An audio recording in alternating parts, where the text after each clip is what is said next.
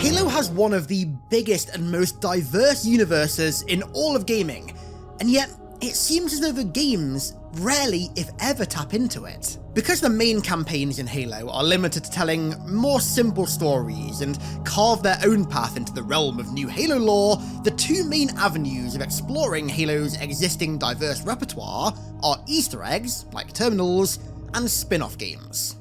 Easter eggs are rather limited, and in the case of Infinite, weren't even used to flesh out existing lore on Zeta Halo.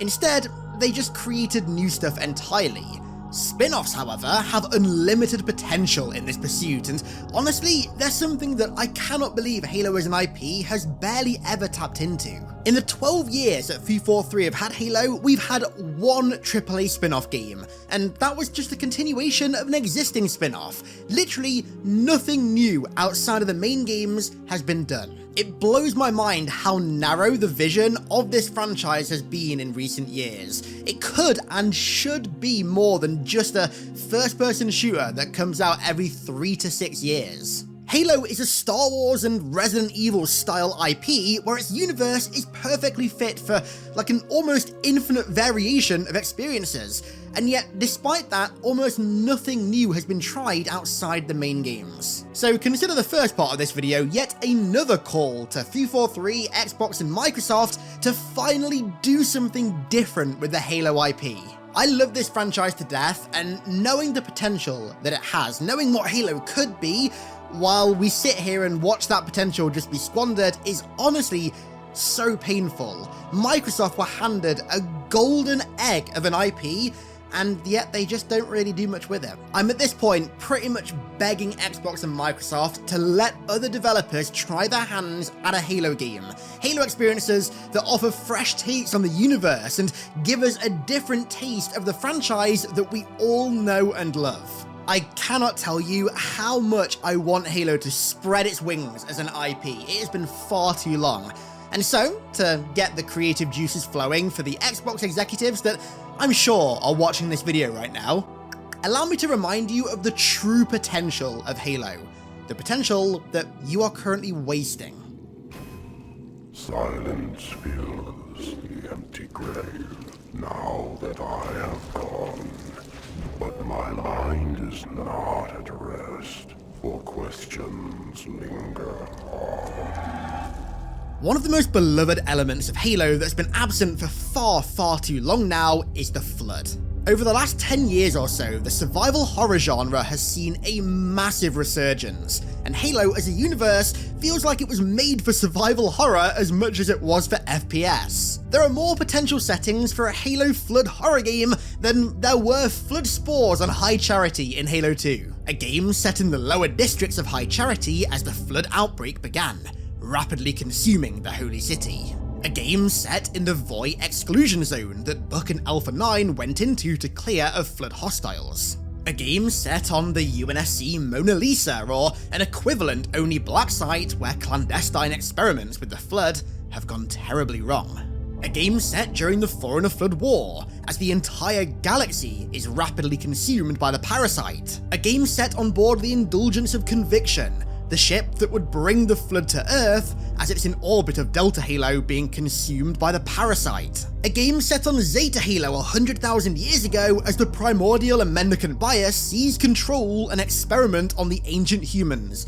And that's just to name a few. There are so many different types of survival horror that would fit Halo amazingly as well. You could go the Resident Evil or Dead Space style, where you start off with rather basic gear, but find and even buy more as you go along, upgrading it in an almost RPG fashion to fit your playstyle. This right here is my dream Halo game. Resident Evil 4's formula applied to an ODST or a Marine fighting through a Flood infestation, upgrading his armor and weaponry as he progresses. That is my absolute dream. Or you could do it Outlast style, with a pure focus on horror by disarming the player or making weapons extremely scarce, while also playing off things like jump scares and environmental horror. Or you could even take it in a multiplayer horror direction and go for games like Dead by Daylight or Resident Evil Outbreak as inspiration, but personally I would prefer the first two.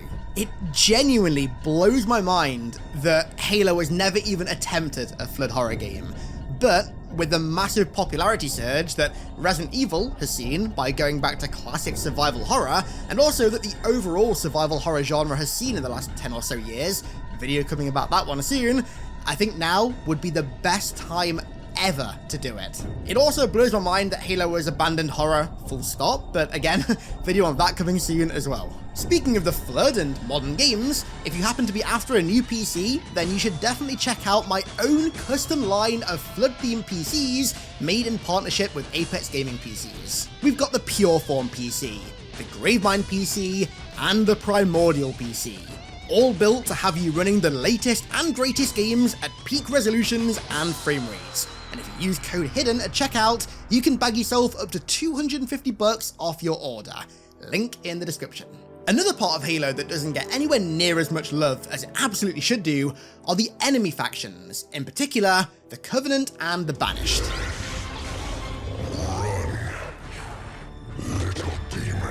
Now, I'm a huge sucker for games that let you play as the bad guys and almost get like a peek behind the curtain at the other side of a war. It's the reason I love Halo 2 so much, right? And I think that both of these iconic factions would be so well fit for a game like that. This is a really niche reference, so massive shout out to anyone who gets it, but the Rise of the Witch King expansion for Lord of the Rings Battle for Middle-earth 2 had such a sick campaign where you went round as the Witch King rallying factions to fight for Angmar. And I think something similar to that for the Banished, for example, would work so well. We did kind of get this with the Rise of Atriox comic book series, but a more fleshed out kind of early years Banished game where you play as Atriox or maybe even one of his lieutenants, going round recruiting factions, raiding Covenant and human supply stores, and just bolstering the Banished armada wouldn't just be a great game, but would also be great to add more context to what is now, by the looks of it, the franchise's main enemy faction in a much more accessible way than a comic or a book. Doing it in a book or a comic is one thing, but doing it in game form as an official spin-off would expose that backstory to so many more players. That and playing as a member of the Banished and fighting alongside the Banished would just be so damn cool. Of course, the other choice is the Covenant, and to be honest with you, just like a Flood survival horror game, I cannot believe that a Covenant spin-off has never been done. Given that Halo 2 is widely regarded as not just the best Halo story of all time, but one of the best stories ever told by gaming, the fact that its emphasis on the Covenant side of things hasn't been explored deeper in its own game just baffles me. There are, yet again, an infinite number of ways they could do a game like this as well. They could have it set during the formation years of the Covenant, or the early days of the Human-Covenant War, or even at the height of the war and have us fight humans until the bitter end. There's just so much that could be done with a game like this, like having us play as a different species for once, use different kinds of Covenant tech, and even see like a familiar battle, like for example the Human-Covenant War, from a completely different perspective for the first time. And of course, playable elites have been one of the most requested features since Halo 4 took them away, so why not have them return in the best fashion possible and have an entire game where we play as an elite protagonist? People adore the Arbiter sections of Halo 2. They are easily the highlight of the game, and one of the highlights of the entire trilogy, and hell, I'd go as far to say franchise as well. And so an Arbiter spin-off is something that, again, it just has to happen at some point, surely. And if you ask me, the coolest and most stylish way to do an Arbiter spin-off would be as a Souls-like game. It goes without saying, but the Souls-like genre that has been pioneered by From Software has taken the industry by storm and is beloved by millions of people. And what cooler way would there be to flesh out the Arbiter and elite culture than by using the Souls formula? An Arbiter Souls-like set during the Blooding years? Woohoo, now we're talking. A game set in the years following the Human-Covenant War, where the Arbiter returned to San Helios and went round all the elite clans on the planet and tried to unite them under the Swords of San Helios banner. This setting, combined with elite culture, technology, and combat styles, would make for a perfect Souls-like game. And then you throw Keith David in there with the Arbiter as the playable protagonist, you've got a 10 out of 10 on your hands right there. That needs to be made, and it needs to be made ASAP. Now, I think one of the most requested things in Halo history, besides of course a Flood survival horror game and probably an Arbiter game as well, is the elusive ODST 2. And frankly, it's borderline illegal for me to make any video like this and not mention ODST 2. ODST was the first Halo game to offer a truly different taste of Halo, and ever since, people have been salivating for more grounded trooper combat. Personally, I'd love to see an even more grounded and even more militaristic ODST pseudo-sequel that really plays into the tactical special operations aspect of the ODSTs. Don't get me wrong, I love Halo 3 ODST to death, but it doesn't have enough of that kind of tone, and I'd want a sequel to really hammer that tone home. A sequel that tries to almost gamify the gritty, realistic and visceral tone of We Are ODST would be a huge hit if done right. That trailer is almost as beloved as ODST itself, and the way that it embodies the unrelenting terror and destruction of war, in particular, one fought against a zealous militarized alien religion as troopers who don't have titanium armor, who don't have energy shielding, and don't have superhuman strength, is immaculate. This tone, translated into a more militaristic tactical ODST shooter, would go so unbelievably hard it should be illegal. However, that isn't the only way they could do a grounded Halo spin-off. With a refreshingly renewed focus on SPI and all of its stealthy variants at the moment, a Metal Gear Solid or Splinter Cell style stealth sneaking game with SPI would go so hard. Halo's FPS formula has always been about going in guns blazing, running head on into battle and fighting every enemy at once to make you feel like a super soldier. But a game that kind of flipped that formula on its head and instead encouraged stealth and methodical level progression could be really, really cool. Insurrectionists, Covenant, hell, even the Flood. You could have the enemies, settings, and the themes of this game be pretty much whatever you want it to be. I mean, hell, if you really want to flip it on its head, have it focus on the Silent Shadow and have you play as an elite who has to assassinate human HVTs or something. Either way, a game that went out of its way to flip the staple Halo formula on its head and embrace a quieter style of gameplay, I think could be really, really cool, and I think thematically would go so hard. And speaking of insurrectionists, the one book that whenever anyone talks about gamifying a book always comes to mind for me is Contact Harvest. Out of every single Halo book, this one seems like it's just begging to be turned into a game.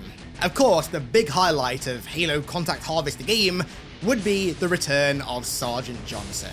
Not just as a character in the game, but potentially as the protagonist. Halo is sorely missing Johnson. Even though he's dead, it really does suck that we've not really had any new content about him in game form since 2007.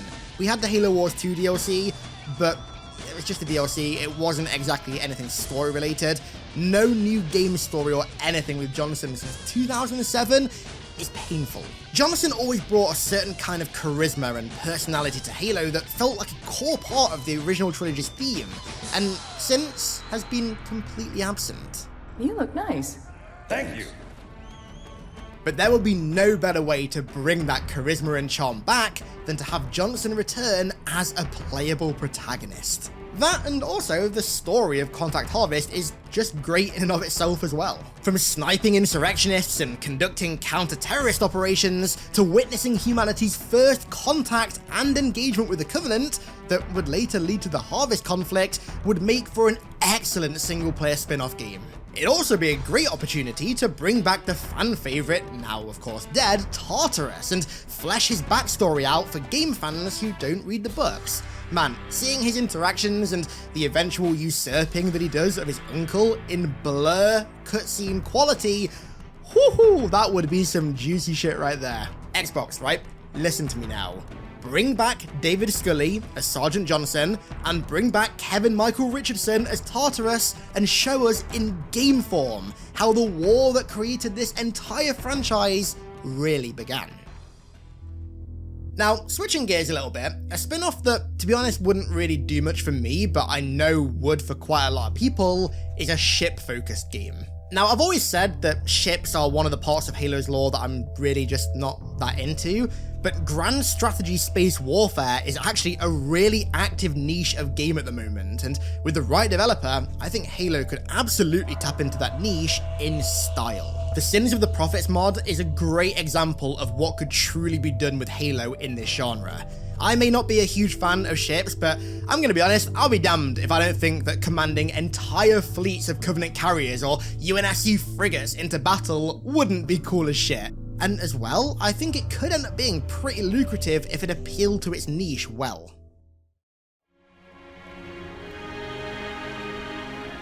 It's good to have you back.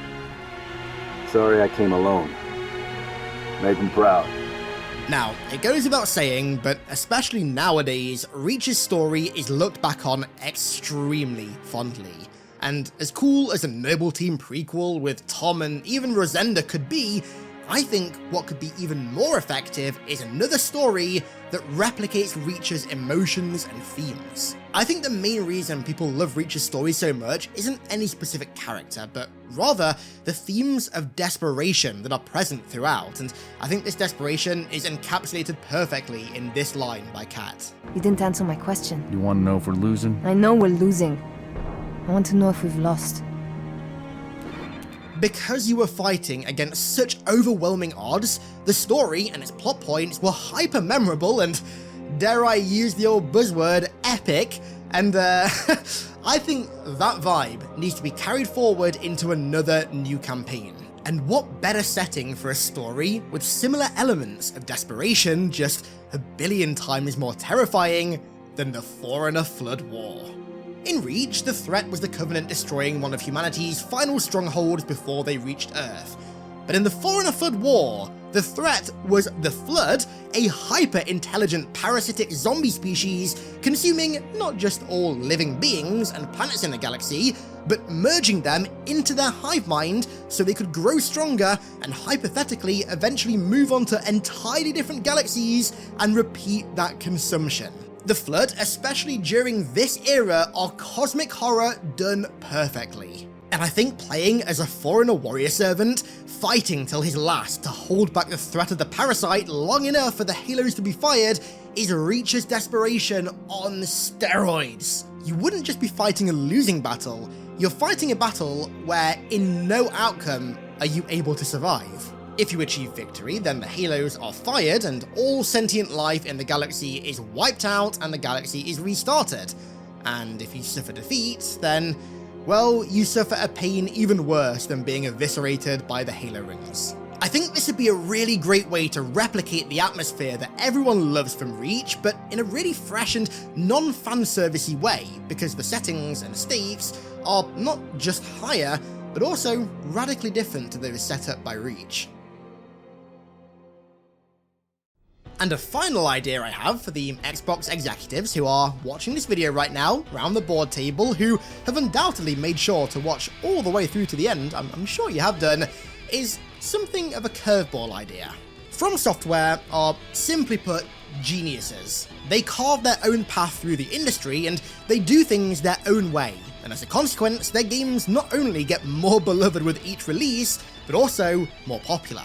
And considering they're about to release their first Armored Core game in a decade, it would not surprise me to see a huge resurgence in mech games, just as Demon and Dark Souls spawned the entire Souls-like genre. And what franchise just so happens to have a great selection of cool-ass mechs? Halo. Personally, I've always wanted to see the prototype suit from Halo Legends added to a game. This thing just looks and sounds so damn cool.